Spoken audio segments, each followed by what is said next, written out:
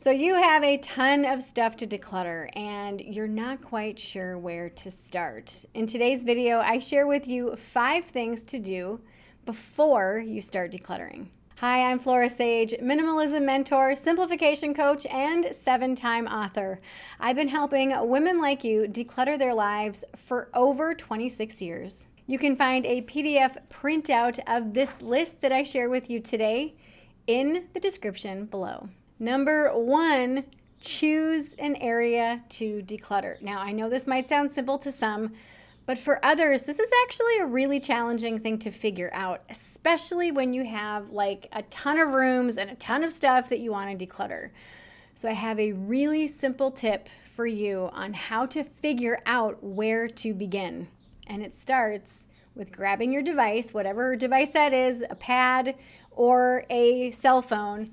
Go around and take pictures of every room, every space in your home that has clutter. Once you're done taking those pictures, what I want you to do is scroll through the pictures and look at them on your device. What happens when you do this is you start to see what others see when they're in your space. When you're in your space, you're used to filtering out stuff that you see every single day. But when you see it in a picture, there's this level of separation that happens that allows you to recognize, wow, I really do not like seeing what I'm seeing here. Once you take all of your photos and you look at the space for what it really is, ask yourself, okay, what's one area that bothers me the most? Or what's one area that I see the most that when done will make the biggest impact in my motivation? Often it's an entryway or a kitchen. Number 2, once you figure out the area that you're going to declutter, then pick a date and time. Once you pick a date and time, then you can kind of mentally prepare yourself for the event. If you're just getting started decluttering and you haven't built up that momentum yet, getting started can be really challenging. So putting a date in your calendar with a time allows you to say, hey, here's a promise that I'm making to myself, aka I'm going to declutter, let's just say the entryway, on this date and this time. And when you show up for yourself on that date and time and declutter that space, there's something visceral that happens within you as well as without when you keep that promise and you see the results of the promise that you made to yourself. Number 3, prep the staging area. So you've chosen the space in your home that you want to declutter. You've set a date and time.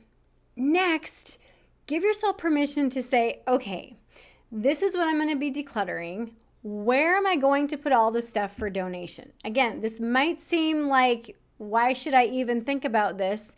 Deciding on a staging area is so important because this is where you're going to be putting all the trash, all the recycling, and all the donations from your decluttering session. Now, if you have big pieces of furniture, you can put them out on the curb, or if you have space, you can put them in your garage, and then you can schedule a time for a pickup for all the things that you're moving out of your space. If you want to use your vehicle as a staging area to collect all of your donations, make sure that your vehicle is decluttered beforehand. Now, the cool part about having this staging area ready to accept donations is you're going to feel more apt to get rid of stuff because you know you have some place to put it. If everything is bogged down with clutter and you don't really have a staging area to set the donations aside as you're decluttering, it really puts a damper on your progress because you're more hesitant to remove things because you don't have a spot for them to go. Number 4 is to get your supplies, and this is really exciting. So in the next video that I'm going to be releasing, I share with you a list of suggested supplies to have before you start decluttering. This is so very important because it allows you to have everything you need. So when you sit down on that date and time that you've set, you have all the things that you need so that you can declutter accordingly and see a lot of progress. Number 5 is enlist help, especially if you're moving big pieces of furniture or you just have a lot of stuff. There's a thing that's called body doubling.